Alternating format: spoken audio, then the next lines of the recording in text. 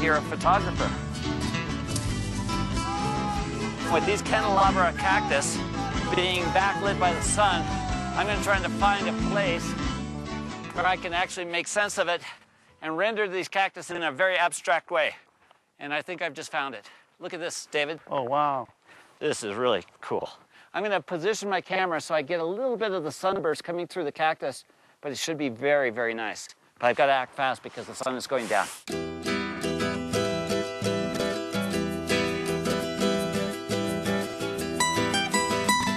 What I'm trying to do is just get this lens right where the sun is coming out. I'm using extreme light. In other words, I'm facing the lens in the camera directly into this bright sun, but I'm trying to put the cactus in between so I shield my lens from getting a lens flare, but at the same time, I'm really highlighting every spine on this cactus. So each cactus has this rim light that is extraordinarily beautiful.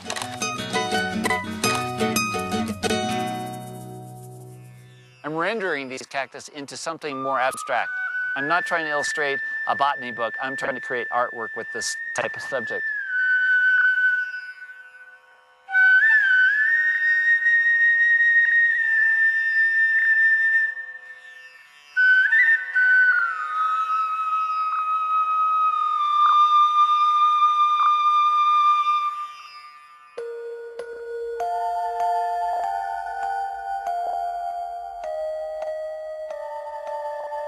One of my favorite subjects to shoot are star trails.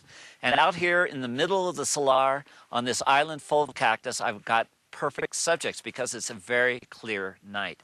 So I've framed this cactus very low so that the star trails that I'm going to capture with long exposure, 8 hours, will come out from under the arms of the cactus. But the last thing I want to do is to turn on my headlamp and really paint with light. As I paint this cactus, it will create a balance between this and the stars that will be illuminated by the 8-hour exposure.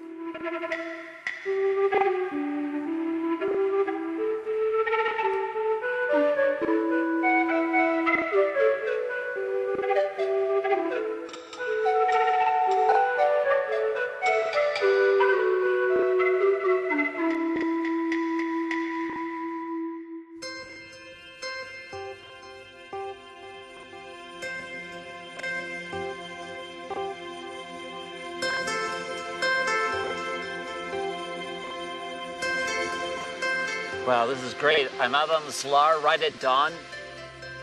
I'm photographing these really interesting lines. How do these things form? Well, the assemblage of crystals while they are drying will create this beautiful mosaic. The crystals are pushing, and every block will be pushing more, and that's why you have those protuberances here, and that's nature. I'm using these lines to lead your eye right into the depth of this composition, and it's really stunning.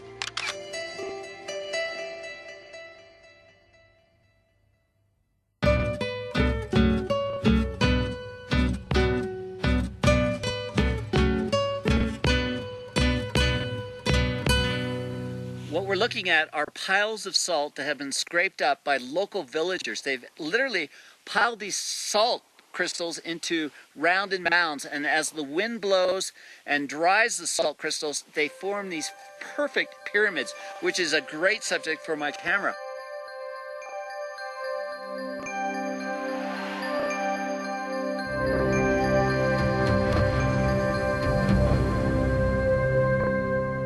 I love working in the margins of light like this, post-sunset or pre-sunrise. It's when the shadows are gone. I've got deep colors. I'm using a tripod to stabilize, and frequently my exposures are 1 minute to 30 seconds, but the payoffs are so great because the colors are deep and the abstract nature of these landscapes are really profound.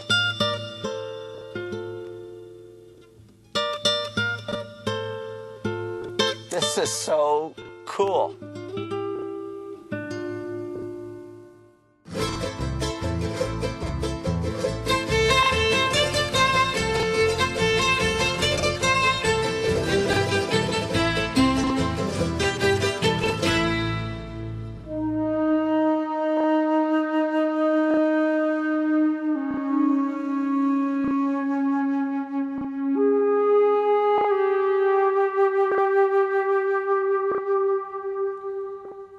Normally in a composition, you don't want to put a horizon down the middle, but in this particular case, I'm trying to create an abstract, surreal environment. So I've got the horizon right down the middle, the clouds are reflected. It's really a spatial type of shot.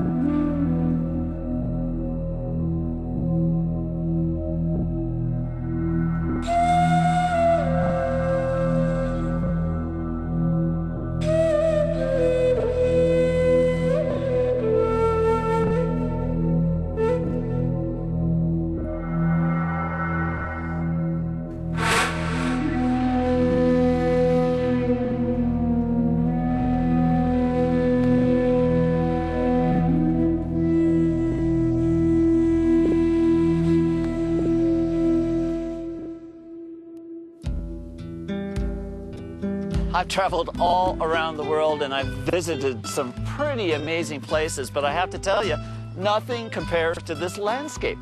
It's almost a moonscape. It's so surreal. It's like the sky and the land meet in a seamless border. This place makes Bolivia unique because northern nations have something like this. You know, other nations have rainforests, cloud forests, Andean landscape, but this, you know, is special. This is unique to Bolivia. Yes.